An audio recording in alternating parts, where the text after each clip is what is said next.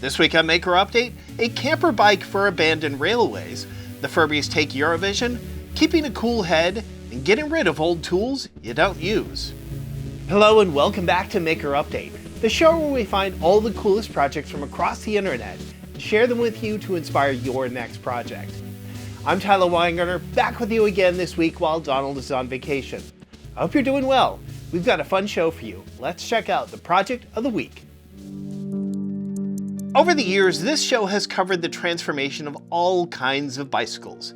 Manual bikes turned electrical, bikes with crazy drive systems, bikes that ride sideways. They're just sort of a Rosetta Stone for maker creativity. But this camper bike by Matt Spears that he created to explore abandoned railroads is a whole new concept for me, and a fantastic project all around. The first thing you're likely to notice here is the large camper shell on the back of the bike. This thing is a retired postal carrier's bike from the US Postal Service, and it comes with a bunch of features that make it an ideal starting point for this project. Namely, it already has a pedal-assisted electric motor, brakes, and even an alarm system. Unfortunately, it also has a differential rear axle, and that's one of the first things that has to go.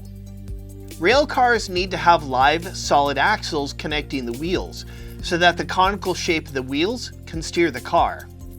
The wheels themselves are massive and cast in urethane, using this 3D printed 5-part mold. Speaking of wheels, the bike actually needs two sets of them. The original pneumatic wheels for riding around on trails to get to the railway, and the conical wheels for the railroad itself. For the rear axle, that's pretty straightforward, but for the front, he's combined the wheels from an older railway vehicle with a bicycle stand to capture the front wheel, and with the addition of some nylon straps to keep it in place, it's a great solution. The back part of this video is his first test of the railway bike, and like any first test, it's a bit of good news and bad news. The bad news is that the modifications made to the front wheel tilt the whole bike up quite a bit, making the camping section a poor place for sleeping. But the good news is that the drive system works great and the wheels roll perfectly. He doesn't develop the sleeping space of the camper in this video, and maybe that's still coming.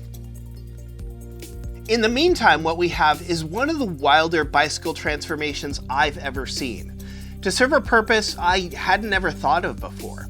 But what a gorgeous payoff. I also appreciate the earnestness of this video. There's been a bit of an arms race lately in production values of maker videos, and it's been a fairly welcome shift. But in this video, I love the occasional haphazard quality, like stirring urethane with a piece of scrap metal, or the camera being slightly off kilter. I hope we get to see more of this project in the future, but for what it is now, it's off to a great start. Now for some news. Sam Battle, aka Look Mum No Computer, has been selected to represent the United Kingdom in the 2026 Eurovision music competition. Sam is a singer, songwriter, and musician, but is also well known for his YouTube series of making his own musical instruments from analog electronic components, most famously for his Furby organ. This is a pretty fun collision of maker and pop culture, and speaking as someone who has never seen Eurovision, this is the sort of thing that's likely to pull me in. More projects. Speaking of characters who sound like they just stepped off a Eurovision stage, BigRig Creates has a video on how he made this cosplay for Mr. Ant Tenna from the game Deltarune. Like quite a few cosplay projects, this one is coming together in a short amount of time, so he sought the help of cosplayer Bunny Bee, who has played this character before. But there were still a few problems to be solved here. Tenna is a character with a television for a face, so it requires some complex electronics and a way to see out of it. Bunny Bee's design used an inspection camera, but the screen is a little too close to see clearly. So BigRig is going high-tech. He's using a Pi camera and these heads-up display glasses, so he can not only see what's in front of him, but he can also get a secondary display to see what's going out to the outer screen.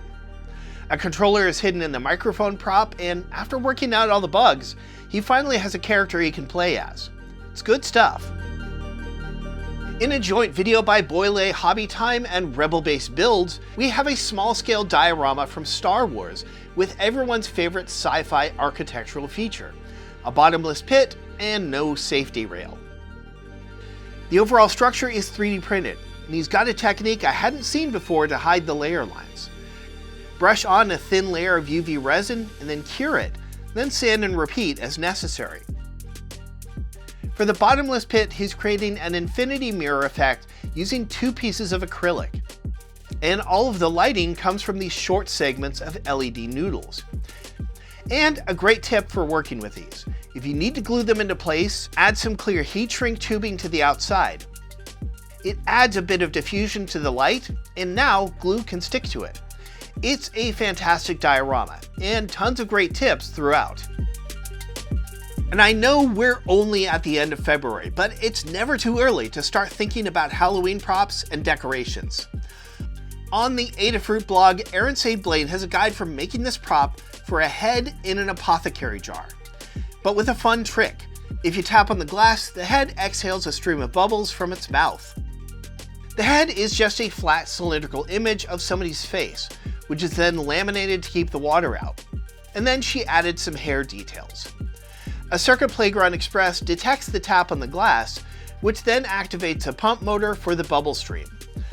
The distortion of the glass really rounds out this illusion, and with some lighting, you've got a fun, spooky prop. Now for some tips and tools on Make Something. David Pacino has a cathartic video about getting rid of stuff. This is bound to happen over time no matter how big or small your shop is. You just accumulate too much stuff. And not just tools, but the projects you pump the brakes on, or the stuff that never even made it into a project. And too much clutter kills your creative process. As David says though, getting rid of trash is easy, but giving up on a project feels like you're getting rid of potential. But potential has a shelf life, and past that point, it's just clutter. Whether you're trying to develop a better mindset on how to get rid of that clutter, or you just want to see David have his own existential crisis, this is a great video.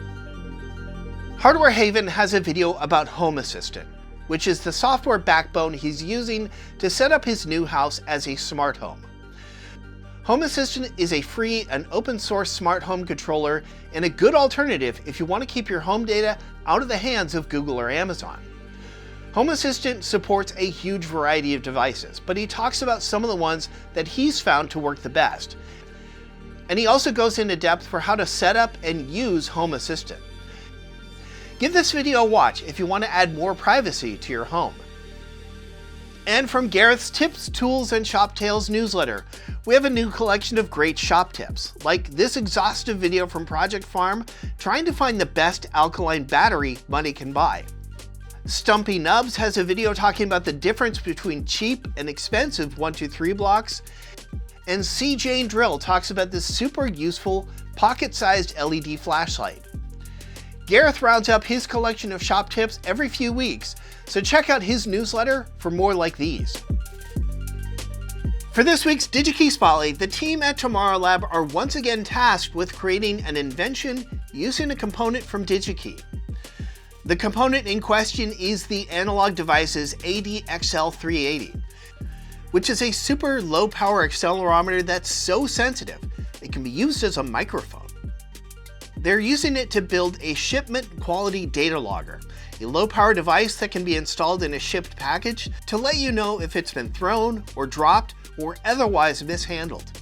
It reports everything to an e-ink display, so once the impact occurs, the record of it is displayed permanently. It's cool stuff. All right, and that is going to do it for this week's show. A reminder, as always, you can get more info by checking out all the links down in the description. While you're there, leave us a comment, give us a thumbs up, and hit subscribe so you won't miss the next one. Huge thanks, as always, to DigiKey for making this show possible and to you for watching. Take care. We'll see you soon.